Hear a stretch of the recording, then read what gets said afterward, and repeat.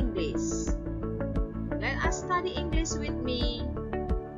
Masta Purba.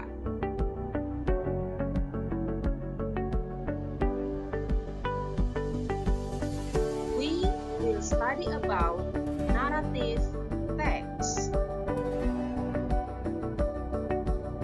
Narrative text is a text which contains about story, fiction, non-fictions, tales, folk tales, fables, myths, or epic, and its plot consists of climax of the story, a complication, then followed by the resolution.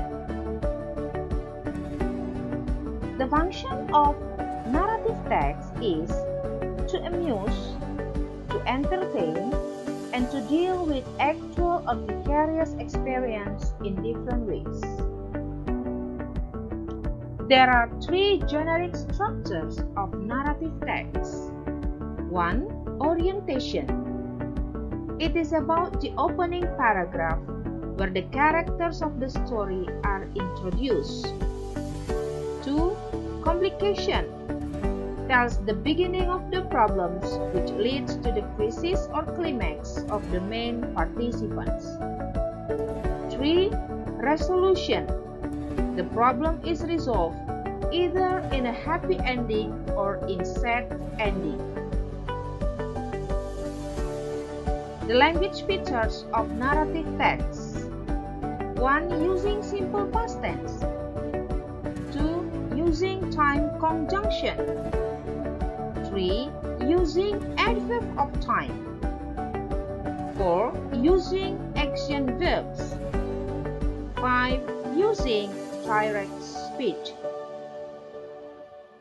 Now, let's see the example of narrative text, The King and His Daughters.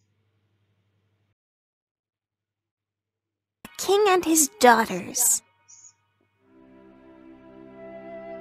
In a kingdom far, far away lived a king and his 3 daughters.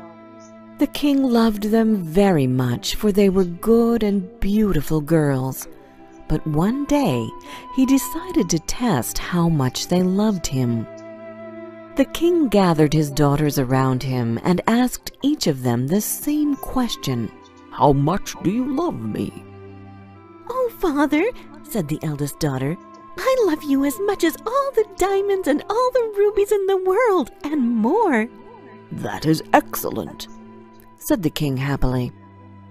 "Dear father," said the second daughter, "I love you as much as all the gold and silver in the world, and more." "Wonderful," said her father, and smiled. Then it was the youngest daughter's turn. "My father and king, I love you as much as all the salt in the world, and more." The king was very surprised at her answer. "What did you say? I think I must have misheard you," frowned the king. "I said that I love you as much as salt," repeated the youngest daughter. "How dare you! Your sisters love me as much as diamonds and gold, and you love me as little as salt," said the king angrily. "Leave this kingdom right now and never come back." The little princess hid herself in the woods, but she soon got very tired.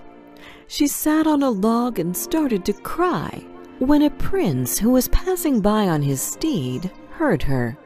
As soon as he saw the pretty princess, the young prince fell in love with her. The prince took her to his castle and soon asked her to marry him. The young princess told him that she would only marry him if her father, the king, came to the wedding. "Sadly, my father is angry with me and has told me never to return to his kingdom," she explained. "Don't worry, my darling. I will send him an invitation to our wedding, and when he arrives, we will teach him a lesson," said the prince, and immediately sent a wedding invitation to the king.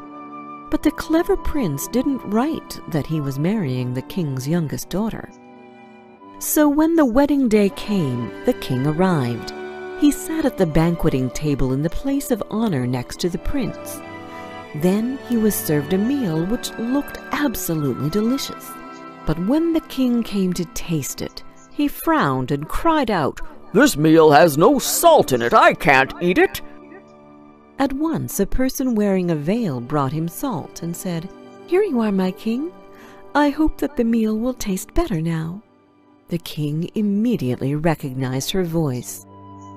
The salt-bearer lifted her veil, and the king saw his youngest daughter. He understood at once what the prince and princess wanted to teach him. Ashamed of what he had done, the king begged his daughter to forgive him.